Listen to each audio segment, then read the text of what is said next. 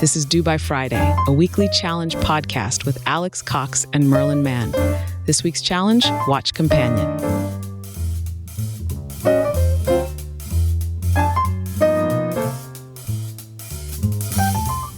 Hello! Hello. Beep boop. Nice to talk to you. Are you well? I am very well. It's like you're having a How about hectic yourself? day. Having a hectic day, it sounds like.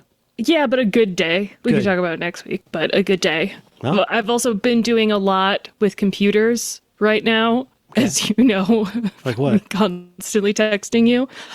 Trying to do things with Hazel, a very Mac because I love apps. From, I don't know, it's been around forever. Just having it look at folders, Noodlesoft. very old folders. Noodlesoft software. Isn't that the name of the company? Yeah. And Smile, did you know? Turns out Smile on my Mac is now just Smile. I was surprised and a little disappointed to learn that. Okay. Anyway, just having You're doing a lot of stuff with computers. You're having Hazel act upon contents of folders, that kind of thing? Yeah, just have it look at a folder and then do stuff in my looks at it, stuff. goes, It goes, hello. And then ideally in the future it transcribes it, but right now it just moves it to Obsidian. So it goes beep boop. And Okay. It doesn't tell me the weather, but Okay. that's an allusion to the I challenge. know, I'm ignoring it because we're not to that yet. Oh, all right. I'm still getting used to the new era. I don't think you are. I don't think you are. I think you might need to go to the break room. Oh, why? No. You'll know why. When you read it and I believe you, I'll consider letting you leave. Oh, God.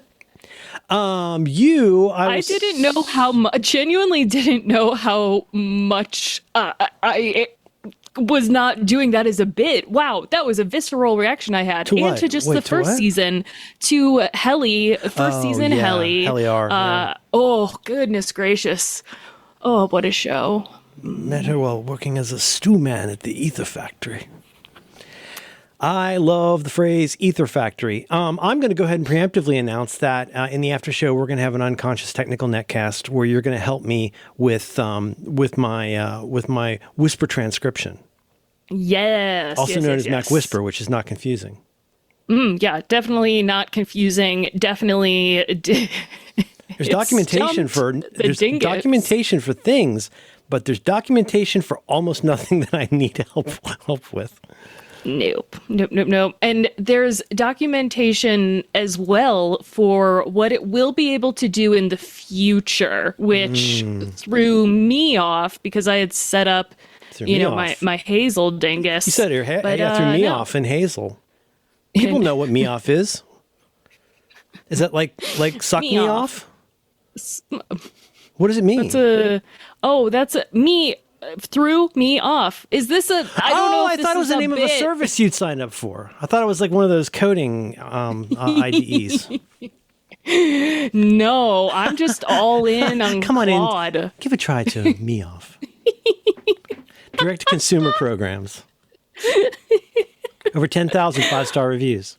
Oh, I love computers. Yeah, almost you as do. much as I love apps. Yeah. What do you love this week, Merlin Man? Well, and so the unconsciously technical part is there's new features in Mac Whisper that you've been working with. And I'm very so for I don't know, different reasons, probably complementary reasons. Alex and I are both very interested in finding repeatable ways to enter. To give audio, completed podcast files to something, and then have it create a transcript with the correct speakers, and then we probably have our own different reasons for why we want that. But it's a cromulent reason. So I'm going to ask for Alex's help with that in the after show. And if you want to hear the after show and support our program, you can go to giveusyourfuckingmoney.com. And just for a little bit of a preview on how, let's say how this software is going, I sent you a screenshot of the settings of Mac Whisper, the version I have. And would you please read what is hang on. under Add Watch folder? So this is in a section of the settings called Watched Folders, and you have the opportunity to add a watch folder, and it says, the blah blah text is, add watch folders and get a notification to transcribe when files that are placed there. Add watch folders and get a notification to transcribe when files that are placed there. I think that's not what I was... listen, maybe ESL, that's not what I was upset with. Proceed. Background transcription and batch transcription will be added in future updates. Please send us feedback on how you want to use this feature at email address. Why? Why have it here? It's not a beta. Because it's a team. Different people work on different things, and the UI person has this part ready for whenever the functionality comes out of testing. That's not true. Okay. That's not true. Well, even if it was, why do you think? You think it's something nefarious? Bad. I think that it is. Yes. I think this guy should calm down and write some documentation on how his app works. I think instead of drop things here, things happen. It happens different every time. Sometimes it knows that's John Siracusa. Sometimes it knows nothing. Sometimes that's Speaker 2 and he's pink. Okay. Oh, okay. Yes. I entered speakers in the speaker section. Yeah, but you might have to drag it or right click, which is also control click kind of, but don't click too hard because now you're editing the text. Correct. Yes. You have to turn off. How does the app work, monsieur? What is this app? What? I don't know. Yeah, that's funny, but development's hard. I agree, but it felt last night. You love apps and I know you hate developers. No, sure. Steve Ballmer loves developers. Look how successful he is. Oh yeah. You think Steve Ballmer's not successful? Guy gets more tail than Sinatra. What are you talking about? Still don't know what that's from. Oh, it means you get laid a lot, and the idea is that you could have women as often as Frank Sinatra could want a woman, and get her. Yeah, but who said it? Who said that first? Why does it matter? That assumption? Why can't we just have language? I'm curious. Why does everything need to be a thing with you? Because then this is how we don't get documentation. It's first. In what sense, Alex? Who said what about Sinatra? Who cares? And that's why we don't have documentation. Everything's connected, and then it's who cares if we have who cares if we know what settings to push? It's all listed there. We don't need to document I'm sorry. it. Going into this, I was just having fun with you because I thought you were confused about thoughts, but now I realize this is a righteous Jeremiah ad. I apologize. Here's a standing theory. what's left of your truth. I mean. You know, I like to kid. I don't actually dislike you as much as it seems. You hope. Oh, I mean, as long as it's less than I dislike myself, we're on a great track. I think we're probably safe there for now. Yes. Don't for now. push it. For now. Don't push it. No. But like with that said, as always, there's certainly the kind of the pilot error problems of this. But it's a very interesting app, and it does something that there might be other apps that do this, and you can probably vibe code an app, but it's so far the easiest GUI way that I've found to do what it is I want to do. I've gotten some help from ChattyG on doing this with FFmpeg, but I want to I need the visual of this before I point it at 250 files. Listen, now save it for the after show. But I do want. You're the one who wanted to tease it because you're all mad about developers. No, I didn't. Is there a developer story here? For some reason, it's featured on the App Store. Somehow, I can wait. The developer is listening. I can wait forever. If somehow the developer is listening to this, you know how much I love this app, and we are just being silly how would the developer about know the that? Transcribed. How would the developer know that? There seem to be a lot of developers who listen to this show. I think there's. How would you possibly know that? What, do people not talk to you on the internet? You're always mad about what people say to you on the internet. I don't think that's who's no, saying these things to you. I love this newly emboldened but still equally wrong, Alex. I'm very excited for your assertiveness.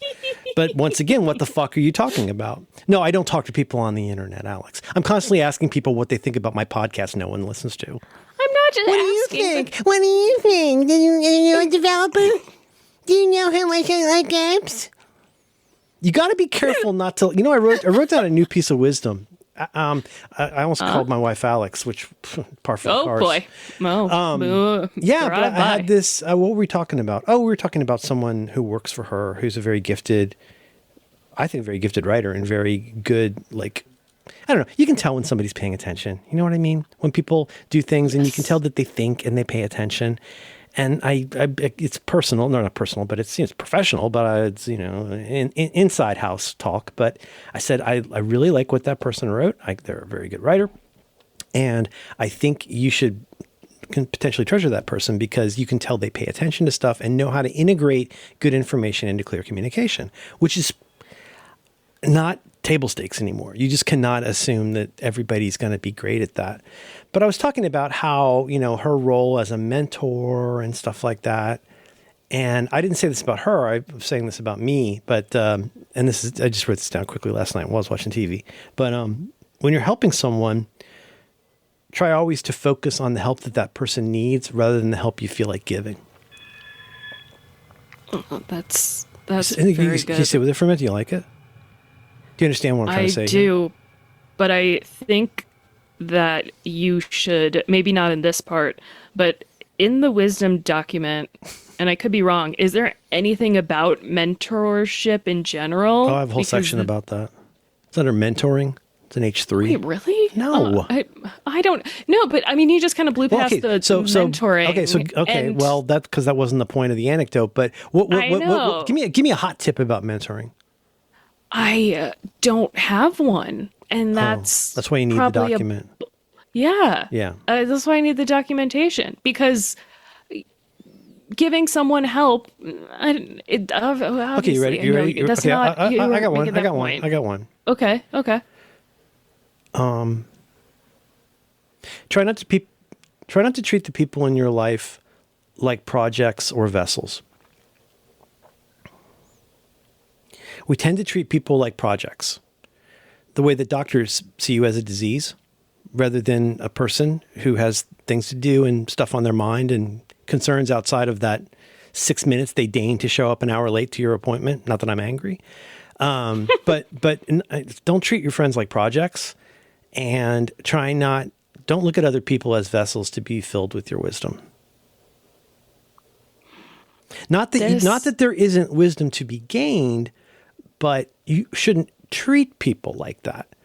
Because, see, also the earlier point, the help that somebody needs is not always the help that you feel like offering. So, like the like layer zero of that is the one I have already said in there, which is like, don't be too sweaty about wanting approval for like being a nice person and like, oh, call me if I can do anything, stay safe, instead of actually fucking doing something. Like now all you've done is created homework for that person. Like you take a busy, freaked out, traumatized, like under pressure person, and then you become another voice giving them homework to show that you're a good boy. Like that's the bottom, like primary level of like, you can always just write to somebody and say, God, it seems like your life sucks right now. I'm so sorry. I hope it gets less bad soon. Later. That to me is a nice way to talk to somebody personally. I like it when people talk to me like that. But yeah. So like, but like, you know, I went through this when I used to do freelance work, which I was never particularly good at, which is like, you know, the thing they say about like when your only tool's a hammer, everything looks like a nail. There's certain kinds of approaches and hang-ups and all this stuff where you're like, oh, good, here's another receptacle. Here's another vessel for me to fill with my wisdom. Let me just squeeze freshly squozen wisdom title going straight into this poor person who needs me. And like, I don't know. I have to. Also, I'm just not a big fan of hierarchy because the whole point of hierarchy is somebody's higher than somebody else. And you can phrase that 100 different ways. But if you thought of the mentor-mentee relationship as a little more like a collegial, more strictly collegial pair programming type relationship, you might act really differently than, the person who taught my Red Cross first aid class in 1987. I'll never forget that guy. Oh, please. No, I please. told you about that, where we showed up late to the class because we got stuck in traffic. All the RAs had gone to take this, what do they call it? The multimedia first aid course, or whatever it's called, whatever the basic ass first aid course. But no, I think about that because there are people, now I'll say the mean thing. Since you're editing this episode, cut this out. Kidding. But I think in some of the not worse, but less good case scenarios, you get a good-hearted person who comes in there and kind of puffs up their chest and like, oh, I'm the person who's here to give you this kind of prepackaged thing that I've decided that you need. Could you set aside some time to learn? Versus like trying to actually fucking understand the human being. You know what I mean? I watched yet another very good Caitlin Dever thing on television. And it is not, in some ways, how can I put this? It's not dissimilar from the feeling that I got seeing Caitlin Dever in Dope Sick, which QED, we've talked about, had a huge impact and continues to have a huge impact on me.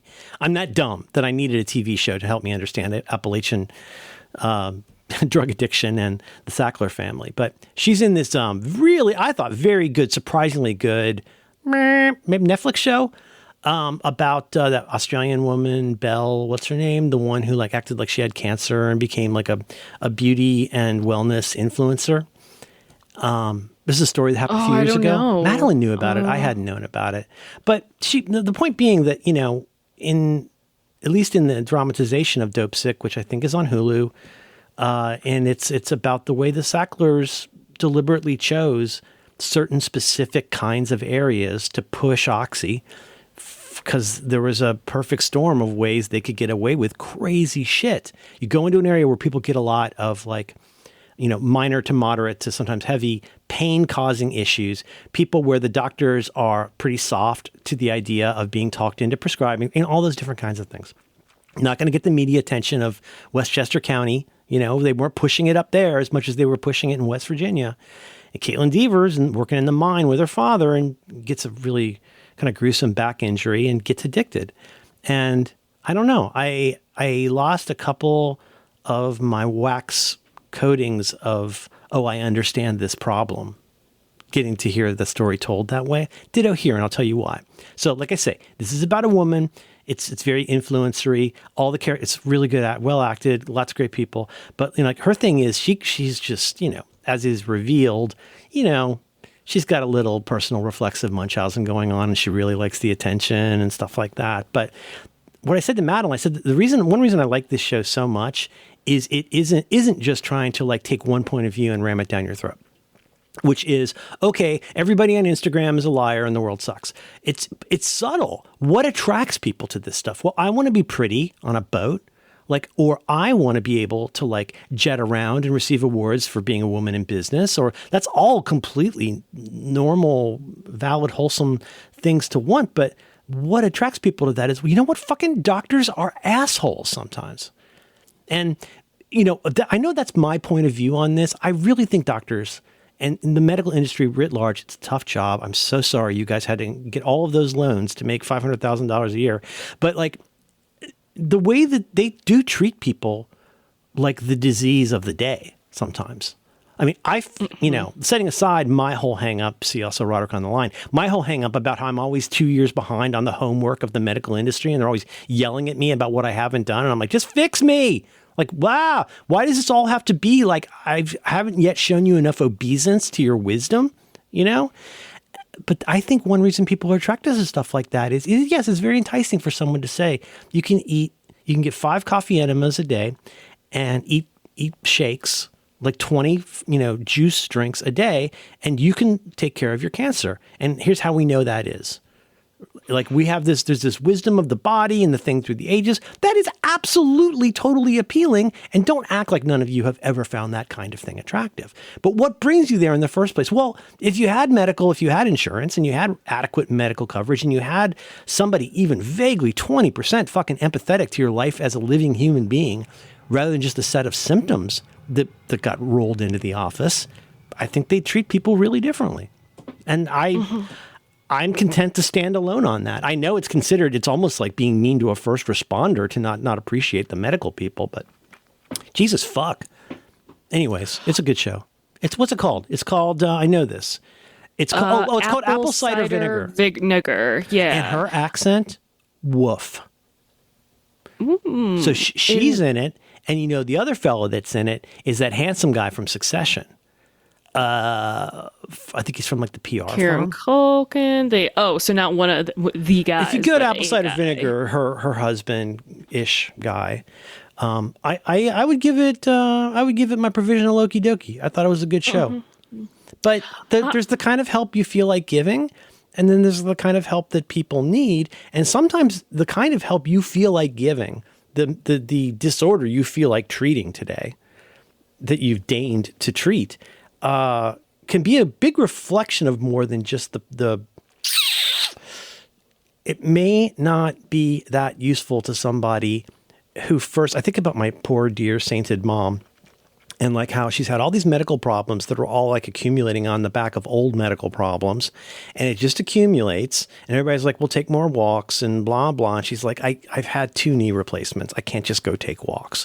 And like, well, that's advice I like to give. So maybe try meditation, drink more water, Also, here's a prescription. It's better sleep. What? Yeah, try to get better sleep. Have you tried getting better sleep hygiene? Have you gotten the Calm higher app? Antidepressant. Oh, I don't think you're I don't think it's just you standing in this truth. I think it's just there's a really innate feeling of shame when someone has been taken in by something and then proven to that once you realize the more you're in, the more you're grift, in. I mean, that's the way the mafia works. But, you have to go kill somebody, so they've got something on you too. Well, pretty soon it's whatever. What's the effect? The blowback effect. There's all these things that like happen with us, but I don't know. Human beings are weird. Can I cover myself with glory very briefly? My annual covering of myself with glory, and then we'll talk about the movie Companion. Please. Okay. There's a lot of things I've gotten wrong in life, and I thought I was getting it right. A lot of that just comes out of the default bullshit of however I was raised and however I think and however I am. But I hope you'll forgive my shoehorning myself into this. But over the years, and I'm not telling you anything you don't know, okay? But feel free to join in. The way that queer people, fat people, people of color, the way that they get treated at the doctor is a problem. The medical industry, such as it is, knows this. They're aware of it. Like, you ever been a fat person who goes to the doctor? Well, maybe not, because you're so sick of going in there and having to first start out with this liability, with this red on your mark, on your ledger about how you're a fat person. So obviously you're unhealthy. And, I'm not saying everybody thinks that way, but there are a lot of fat and or queer and or people of color and or people who have some of the things that I have. What I'm trying to say is once I became more aware, at first I heard that, I don't know, in the early 2000s, like, they're so mean to black women who are having babies. And I was like, okay, but they're doctors. And then you're like, no, Venus Williams had to save her own life by saying, no, you need to take care of this, right? Mm-hmm. And I don't think I get the feeling that wealthy white women don't get that nearly as much, right? But the fat people, are you with me on this? And like, I'm so happy to know that this is a known issue that somebody's filed a feedback on, but I do not see a huge amount of progress in seeing a little bit more per person humanity in the way that we deal with people. And that's one of the numerous reasons I fucking despise the entire medical industrial complex. Do you feel me though on what it's like to go to a doctor when you're a certain kind of person? Yeah, it doesn't consume my existence or anything. And then now that I can go to the doctor, I just keep, now that I can go back to the doctor, I just keep putting it off because I know the script. I know exactly how it's going to go, especially the main when question you're is like, is it going to be a mean woman or a mean man? That's everything else. You can do the entire dialogue or like 80% of the dialogue and knowing how it ends when you go in there. It's going to end with them being done with it and going to see another patient, and you left with a bunch of homework and bad feelings and trepidation and unanswered questions. And usually for me, it means homework that involves a blood test I need to get that I can't get that day, nor can I get it at that location. And this part has nothing to do with insurance, but you need to, go to same industry. Quest Labs and and then you need to make sure that they get Quest Labs sends it to the right hospital and to the right section of the hospital, and Apple helps with some of this, which is why if you know how to do that, I'm able to do a dump and hand it to a doctor but I told you the last time I went to a doctor, she held my iPhone in her hand, and not just an MD but kind of a big shot MD. She's like the go-to person for a particular thing in this group. She sat there, and probably for 10 or 15 minutes of our visit, she sat with my iPhone in her hand typing things into a computer because there was no other way for her to get those records. Yep, that is, we've had, I had a nurse practitioner take a picture of lab results on her phone and then bring it. Last time we were in the emergency room, same thing. Maddie, my spouse, has given me permission to talk about this, but both of us go to a clinic specifically to treat queer patients. So already we're like higher on the experience list for most of the staff, right? And there are there still are all the doctors are mean, just all that. And at best, the nurses and nurse practitioners, they expect that cruelty in some cases at worst, and their job is basically to do aftercare for whatever the doctor fucks up. And I am not talking about misgendering people or whatever, nothing to do with offending someone or making someone feel emotionally uncomfortable. Maybe just sorting out what all of the pronouncements by the powerful medical person, how that turns into what next steps are, needs another layer beyond just later.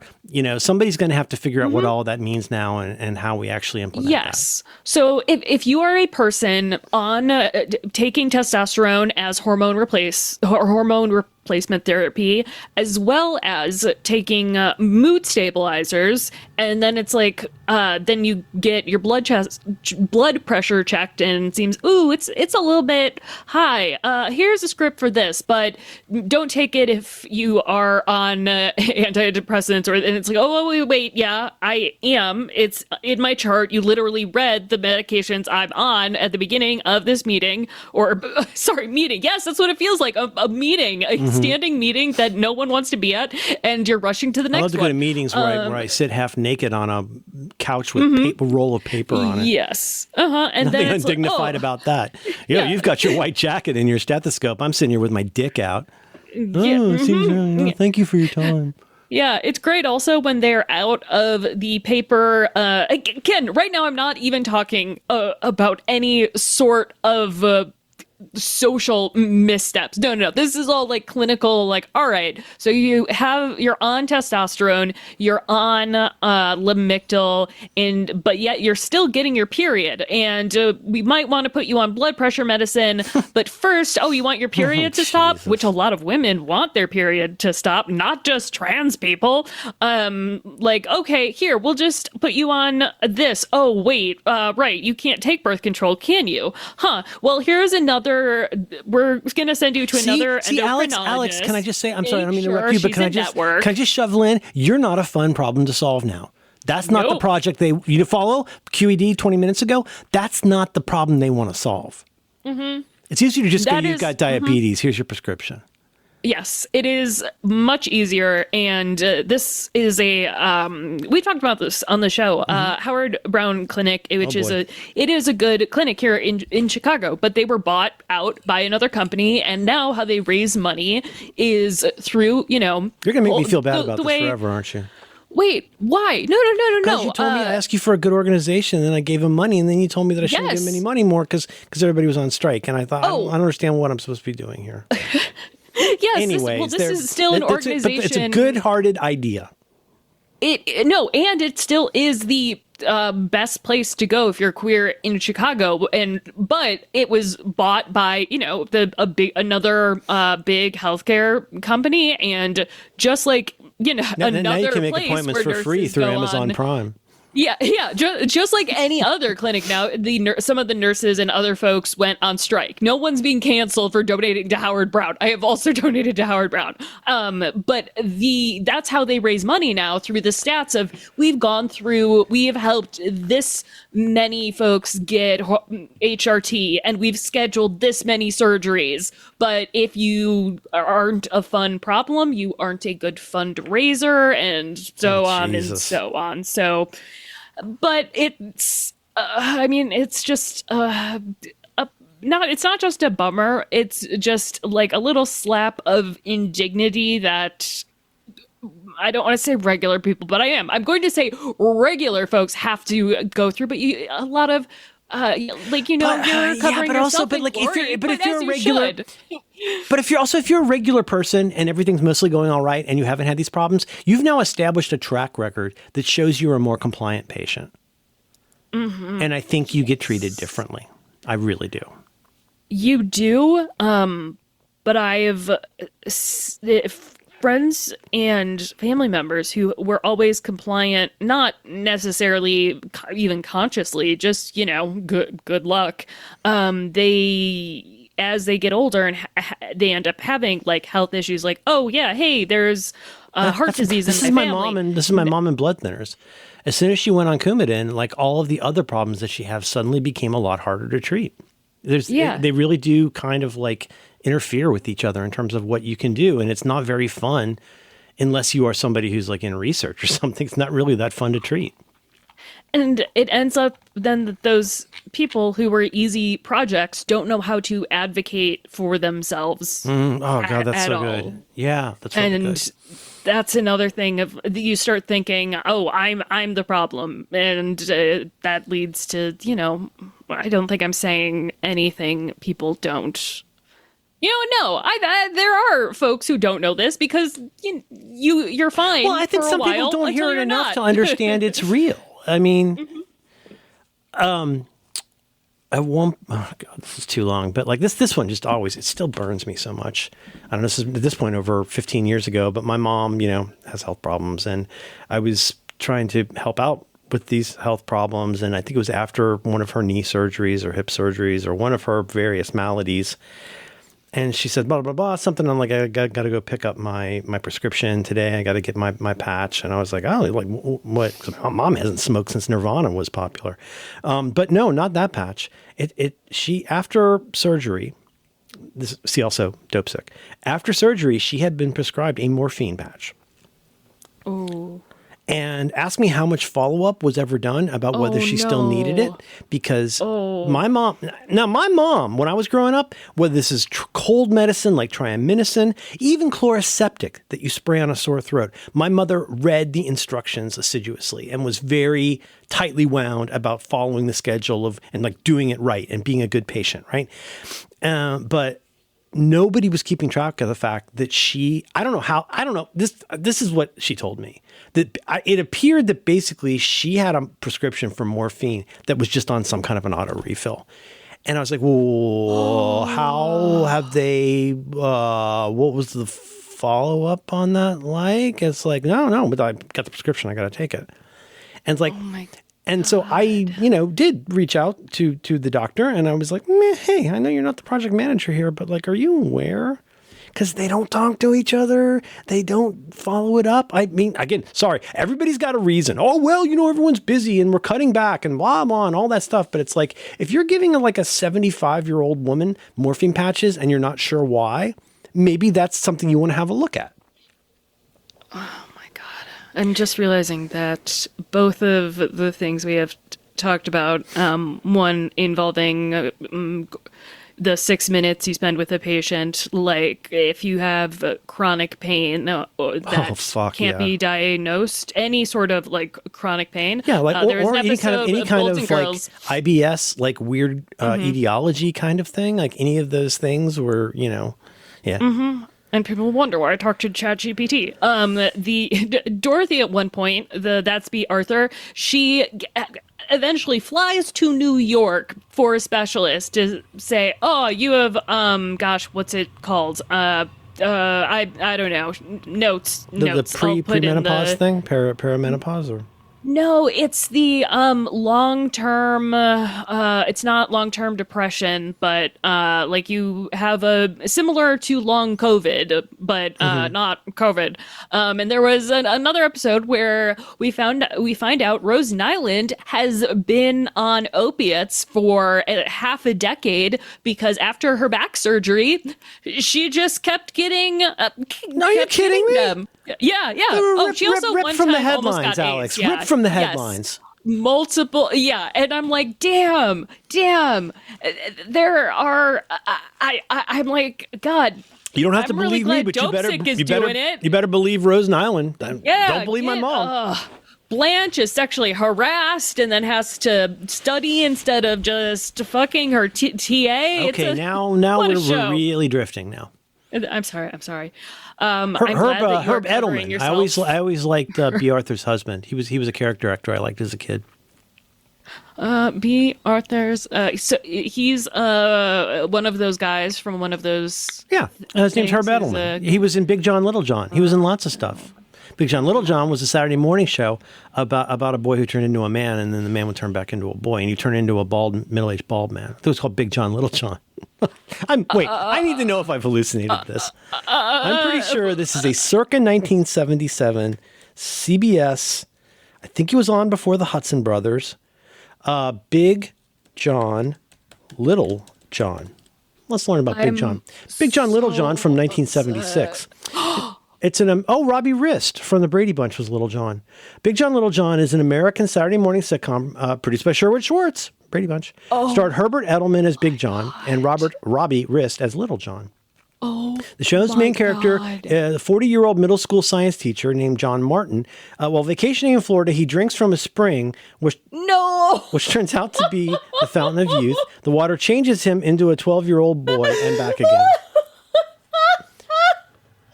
Are you seeing? I'm seeing the poster I'm seeing what I'm seeing right now is this amazing photo that says Robbie Rist as Little John, which will be our show art. So creepy. It had a song. Maybe we'll find it for notes. 1976. Season 1, episode 2. Peter Panic. Both Big John and Little John are cast in the school's production of Peter Pan. Huh. They ended with a bang on December 4th, 1976. In order to arrange a show for the school annual party, one of Martin's students prepares a set of different magic tricks. Oh, boy. Willingly playing a joke, John's assigned to find who's behind the vandalism. Stanley is again late for... What a rich tapestry. You want to do the challenge? Challenge! Hi, everybody. It's a challenge. Oh. Challenge this week is to watch the movie Companion. Rated R. Watch the movie Companion, which I recommended to you last week, and I thought it'd be fun to talk about. Do you want to talk about it? Yes, you were kind enough to help me get this movie. Took 6 hours to download and absolutely worth it. Really? I'm going to go ahead and blow the spoiler horn here, I think, because this movie arrives pretty spoilery. Yes. Even from the poster. And I don't want to rob you of the opportunity to just take it on its own terms, even though it might be too late. So can we go ahead and call this the spoiler? Sorry, everybody. Yeah. Companion, you can get on the internet. It's got that girl from Yellow Jackets. Yes, the girl from Yellow Jackets. Follow up. Last week, you said, "Oh, you've seen what's his name, Quaid?" And I said, "Yes, from The Parent Trap with Lindsay Lohan." No. I was talking about. I mistook him from Randy Quaid Or Dennis. Maybe Dennis. Shit. Fuck. Oh. You know who Dennis Quaid is? No, It's his father. I guess not. I don't know. Wait, really? Oh, we've got a don't, please don't. What? Okay, listen. I'm so sorry, Alex. I'm just going to need to start banning certain phrases from the show. I mean, it's a sub bit, and it's not help. Who does it help when you say Nepo baby? It doesn't help. It means that if you have confused them with another actor... No, you could say that they're related, like people have said for millennia.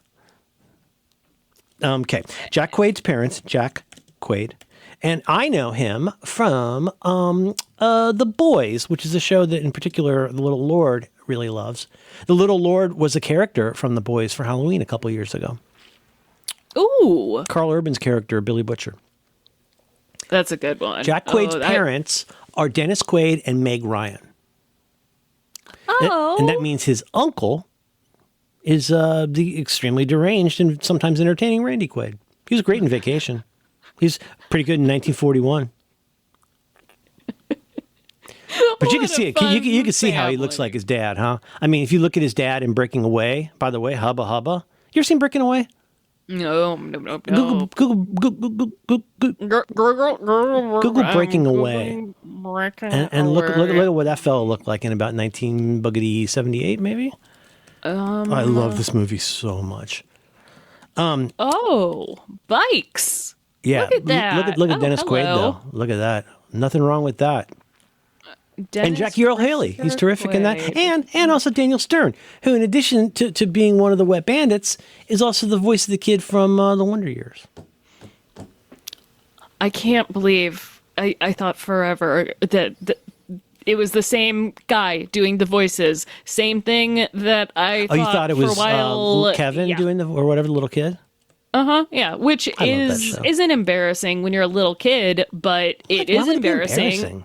Because when I watched How I Met Your Mother, I thought that Ted Mosby was voiced by the guy who does Ted Mosby, the adult version was what's his name? Ted Mosby? Oh, he's really funny. No, Jackie the guy Earle Haley? who voices the guy who Emo voices, Phillips? Dad from Graham Gouldman? Full House. Fuck me. Oh. Bob Saget. Yes. Bob Saget is the voice of old Ted Mosby. Old Ted, we called him. Old Teddy. He also did TV's Bloopers and Practical Jokes. Oh. And he worked Blue. He famously worked Blue. A lot of people don't know that. He worked Blue. Yeah, that's a lot of people don't know that a lot of people say Bob Saget worked Blue. It's apparently pretty funny. Crazy. I spoiler loved Companion. Really? I was prepared to come in here and I was prepared for you not to have liked it. Why? Because it's got a robot. And I bet you have feelings about robot things, and I enjoyed it. I like the robot angle, but I've said this before, but I recently said this to somebody who was like, maybe I'll rewatch Tenet, because I'm always telling you, you got to rewatch Tenet. And I said to the person, I have a lot of advice about watching Christopher Nolan movies, but the quickie, I was like, you didn't ask, but if you can, when you're watching Tenet, I would say, unless it makes you happy, don't get too hung up on, quote, how it works, unquote. Like with every Christopher Nolan movie, you want to get hung up on how it works. Whether that's, traveling through time and bookcases and dust, which is your daddy. Dust in your daddy. or whatever. But Tenet is, as you young people say, a big ask in terms of, because it is hard to follow, quote, how it works. But I feel like the journey I've had is that I enjoy the movie a lot more, not fussing too much about how it all works. And as with every Christopher Nolan movie, you know what? It's really kind of about just good characters. It's a sci-fi or speculative kind of, platform, but So anyway, I'm glad to hear that though. I just enjoyed it as I just like movies like this, and I like the tone of it. And I thought Jack Quaid was, especially in the first act, is so delightful after he's had his heel turn. Tell me what you thought. Tell me what you thought about the 2025 movie companion. Oh, okay. I think that after I saw the movie Tao from 2018, but I watched it a couple weeks ago. TAO? That's what it's called. TAU. That might be. God, it's the one with quantum computing as well. So I could be thinking of a different one. It was just so there was zero science rooted in reality. Like so much that the whole thing, it's not like a Tenet situation where you want to figure out what's going on. Like you're watching it and you know that it's wrong, and it's hard to not just be like, okay, I guess we're just gonna still watch this movie and pretend that quantum computing is magic. All right. This movie, I don't even know if it's like a speculative fiction. It's just a woman is held buddy, captive by a scientist in a futuristic smart house. Chatty G, you are wrong, I think. Let's see. No, it has a quantum Like Gary Oldman, maybe? Oh wait, I think it does have Gary. Does Tao have? All the pictures Gary of a Oldman? lady tied up in a chair, it looks like. It might be Tao. Either way, no one watch it. So, okay. At this point, I have really, with computer movies in general, I'm like, you know what? If it's trying to make a point and the attack isn't like so bad that it's distracting, I'll just let it happen. That being said, most of what happens in Companion, like most of the plot holes aren't that big, you know? Like after I watched the second time, I liked a lot of it. I liked a lot about just, what did I just watch? I just watched all of the new Netflix series Running Point, which is, I described it to Madeline as Succession meets Ted Lasso in the style of Silicon Valley. And it's about Kate Hudson takes over as the head of a family basketball team, like the New York Lakers type team. But I saw on Rotten Tomatoes, this sounds mean, and I mean this in the best way. I enjoyed the show very much. I saw on Rotten Tomatoes, its current score is 79. And I was like, there has never been a more perfect score for a movie than the series getting a 79. And I like it. It knows what it is, and it's very 79%. It's upper mid, and it was thoroughly enjoyable, and I didn't ask any more from it. Sometimes I just want to watch something that's amusing and enjoy it and just see what's going to happen with the characters. And people get so fretful about what everything means. So my review of the movie, I didn't send this to you because I thought I'd save it for the show, but I love this movie. I watched it 2.5 times. I haven't gotten Madeline so fun. Oh, I agree too. I haven't gotten Madeline to watch the whole thing yet, but we watched a couple of nights. We watched parts of it together. And what did I say? Here's what I said. I said basically two things in this. Well, the second part was, guys, don't sleep on Beep Boop. Because I think Beep Boop is such a cute name for a girlfriend. No matter what, it's a cute name for a girlfriend. First thing I said, though, was this has been a terrific year for fairy tale movies. And I say that because as with The Substance, which people have strong feelings about, I think it's useful to watch The Substance as a fairy tale. If you're trying to figure out how The Substance works, like this is not, this is not 2001, A Space Odyssey. Like this is not Primer. Like it's not that kind of movie. And I don't hold those to those same kinds of standards in general, or especially as a lot of people. But I think this is in some ways a fable. Do you know what I mean? Or a fairy tale? Yeah, I take it back. It is sort of a you're describing it better. No, like, it's no, just no. Like, Say what if your girlfriend is a robot, like does have If it was like, just sci-fi- that, it would be really lame. It's and then I'm sure we're going to hear from people about how you can rootkit a woman title. That one's good. All right. Yep. That's how they got Sony. Yeah, that's it. Yeah. These script kiddies out there trying to make slender girls with permanent makeup like you. I thought it was delightful, and I think I must have heard it's about a robot girl. I guess what I'm trying to say is, like, if the whole thrust of the story was there's a woman who's a robot and she doesn't know it, and that's the movie. Okay, that's cool. But like, it's when he hacks her to do the stuff, and they build on all of that. I felt like there's so many things. There's so many of Chekhov's different household supplies in this movie that are there from the beginning that are mostly laid out, I think, pretty subtly, really, especially if you don't know the twist. Yeah. I did Thank not you, Josh's know. car. Like, knowing how you can make the car do things by talking to it. That's been established. It's kind of like the way that Amber Gemstone, I said this to Billy, guys, don't sleep on Righteous Gemstones. Jesus fucking Christ.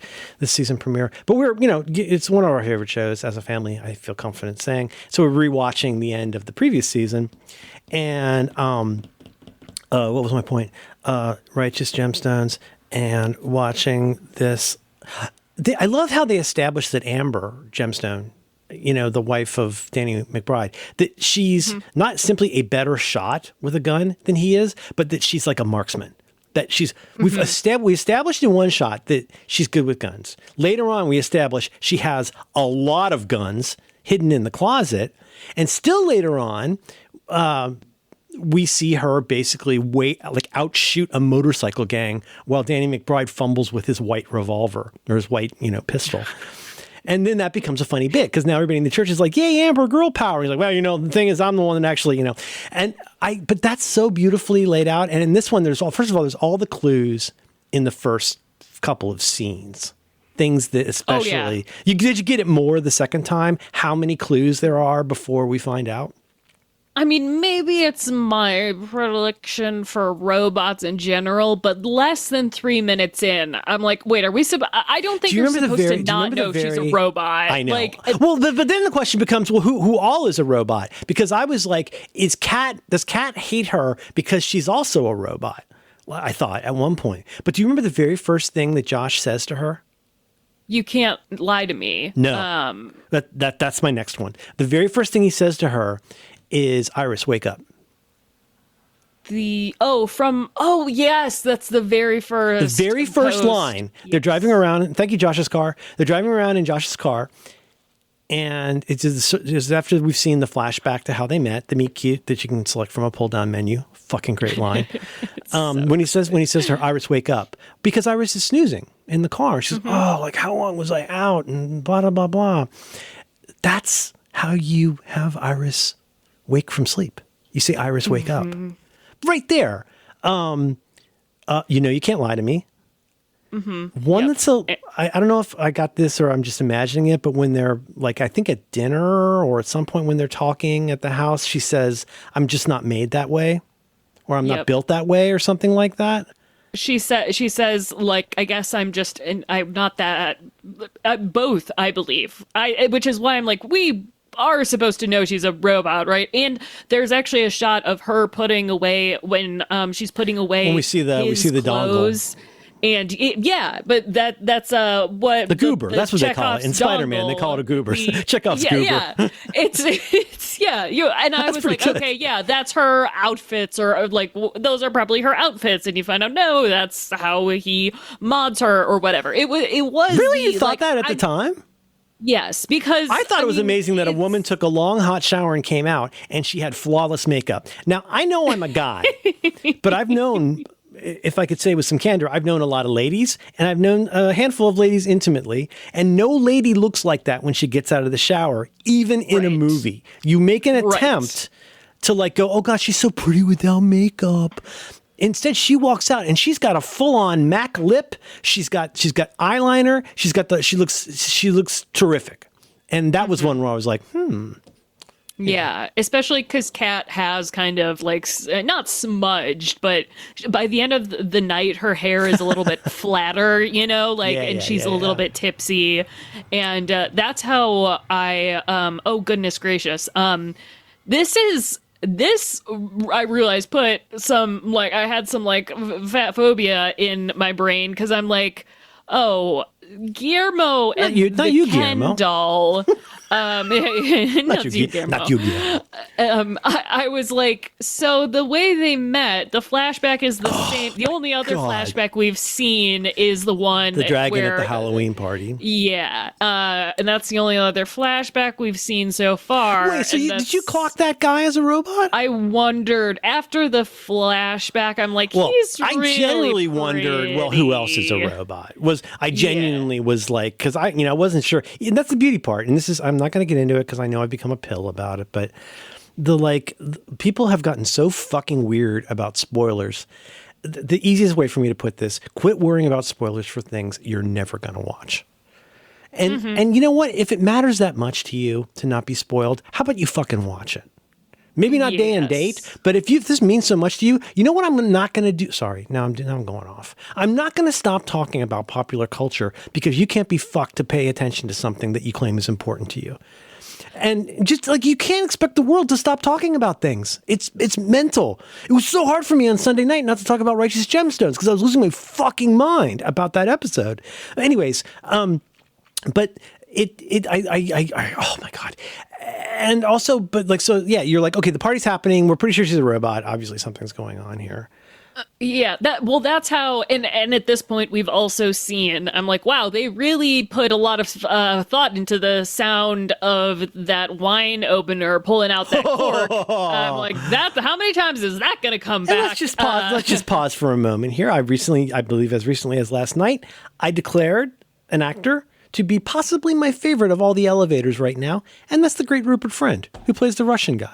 Oh, that's Rupert Friend. Yeah. He's the guy. I posted that funny GIF yesterday from Death of Stalin. He's in that. He's in The Ratcatcher. He's my favorite elevator right now. Everything that I see Rupert Friend in, I go, oh, I love that guy. Is elevator your term? I really like that. Well, that's you know a good the one. story, right? No. Oh fuck! I thought you'd followed this drama over the last almost 5 years. This is not a bit. I dropped the bit. It's not a bit anymore. A long time ago, I said to our friend Todd, I'd love to do a podcast with you. And one idea I have for a podcast is we talk about often character actors, especially, but people where every time they turn up in something, your first reaction is, oh, it's that person. Like, I like that person. And then over time, you go like, you know what? I really like it when that person shows up in things. And I feel like whatever they're in, hence the title, they elevate the movie. Yes, that is. And my biggest problem is I need to like, for this list to make any sense, I've been keeping a list for like 5 years. Todd and I like keep adding people to the list, where it'll be like, well, yeah, is that person like too much of a star? Like, does Olivia Colman at this point still count as an elevator? I would say yes, because to see her fucking show up in The Lobster, holy shit, she's so good in The Lobster as well as everything else she's ever done, including Number Wang. That's the other issue with an elevator is if you're an elevator long enough, you're going to keep going to the top. Like immediately I think of Lee Pace from, he was initially in Pushing Daisies and The Fall, then he was the star of a bunch of stuff. He was Ronan the Accuser. He was in Halt and Catch Fire. He's in Guardian of the Galaxy? Yeah, he wears a lot of makeup in it. He's in a bunch of stuff. Eric Bana, you'd never recognize him in Star Trek. He's a Romulan. Did you know he's the gorgeous Eric Bana from Hannah? Eric Bana from Hannah. He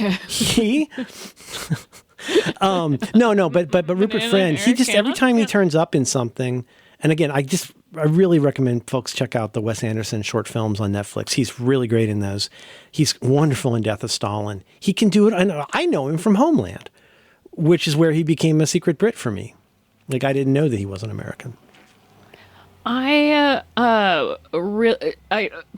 going back real quick to the wine thing. I was a little bit annoyed. I'm like, okay, yes, we get it. She's a robot. That felt like a Chekhov's kitchen appliance. but by the end, I had indeed forgotten about it. So that the final stabby stab, I had forgotten about it. I'm like, it was worth it. All right, it was fun. It's like Ex Machina and bodies together. I think I really enjoy the cabin in the woods Love style that movie. thriller. What an underrated movie. Yeah. Oh, I mean. Sorry. I thought you meant the Joss Whedon movie. Well, but I guess both. Like the friends turning on each other's situation is for sure. its own genre now, but also I don't know, the comedy aspect of it. I guess Night in the Woods. Sorry, not Night in the Woods. Cabin in the Woods was put. Yeah, Evil Dead. Or any of the slashers. Where like the number of people is like disappearing, or. But are you talking more like a werewolf thing where we don't know who the baddie is? No. I'm talking about just the modern version of it. Which Cabin in the Woods really isn't one of those because the weird twisted turns are like way separate. But things like Bodies, and even Ex Machina is kind of a Cabin in the Woods situation of okay, there's people here who are unfamiliar. Just because a rich guy likes to dance. It is, like most of it. The house needs to be big. Needs to have a tree growing in it. That's rich. By the way, did you know they used Matt Howie's house for that? I don't know if you knew that. They Matt Howie, I think he's doing like the Winchester house, like he can never finish building his modernist, postmodern monstrosity. He and Todd, that's all they do now is work on their house. Not that I'm angry. If you have a house, I don't think you're ever allowed to stop building it or refurbishing it. Or the ghosts of the people killed by your husband's rifle will come inhabit it. The ghosts of your husband's rifle. Ooh, that's a nice line. And now, some of you are listening who haven't seen this movie, and you're going to fucking bitch about this, even though I already called spoilers. So, with all due respect, sorry. But then the Twisty McTwist comes in toward the end of the first act, which is, this is all a setup.